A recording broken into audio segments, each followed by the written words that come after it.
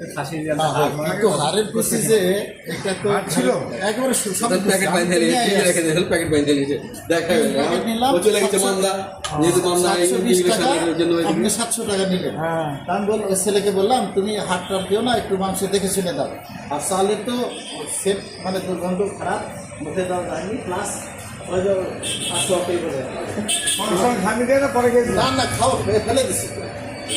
আমি ওকে বললাম যে আমি রেখে দিলাম ফ্রিজে, যে আমি সকালে শুক্রবার রাত্রে সকালে আমি গ্রামে গেলাম।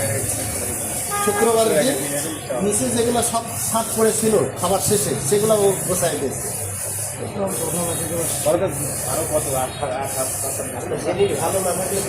ছিল কিন্তু ছিল আমি বেচলাম থামায় রাখছে যে না তুমি দায়িত্ব নিয়েছো, এরাও এখানকার সবাই এখানে ওরা একদম চিনি ওনার বাসায় গেছে। আপনার নিয়ে যাবো স্যার, আমি আমার আশা এখানে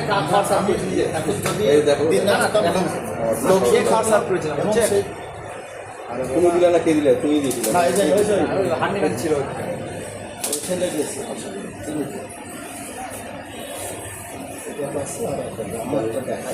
আমি 2 প্যাকেট এক জায়গায় করেছি তো শুধু আজকের খাবার না গত শুক্রবার রাত্রে শুধু হারের পিছিয়ে আর কিছু না। দেখো তো এক মুখে আর দেয় নাকি 2 প্যাকেট মানে ওই প্যাকেটের কবে নিয়েছেন? শুক্রবার রাত্রে। না না আজকে দেখছি যে ফ্রিজে রেখে আমি তো ছিলাম না, ও নিষেধ করলো যে এখন থেকে আমার সঙ্গে সম্পর্ক ভালো, পরের দিন ব্যবস্থা হচ্ছে না। না শুনেন ব্যবস্থা সেটা আমার কথা দিবে কেন, এটাই হলো কথা। সেরকমই হয়, এক পিস তো মাংস থাকবে,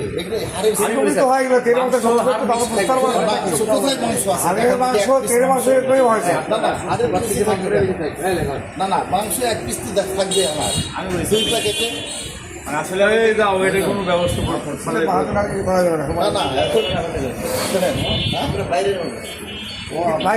বসেন বসেন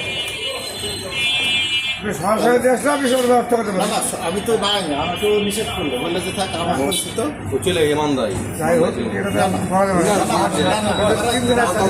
দিল কেন দিবে কেন আপনাকে দেওয়ার পরে বলছে নিজের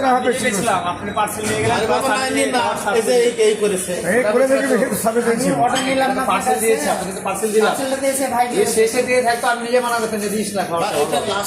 আমাকে খেতে পারেনি, ইফতারের জন্য নিয়েছিল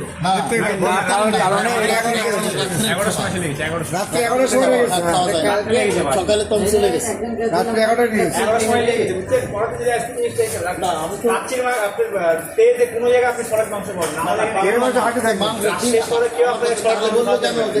বিষয় না কিন্তু বিরিয়ানি বললো কেন?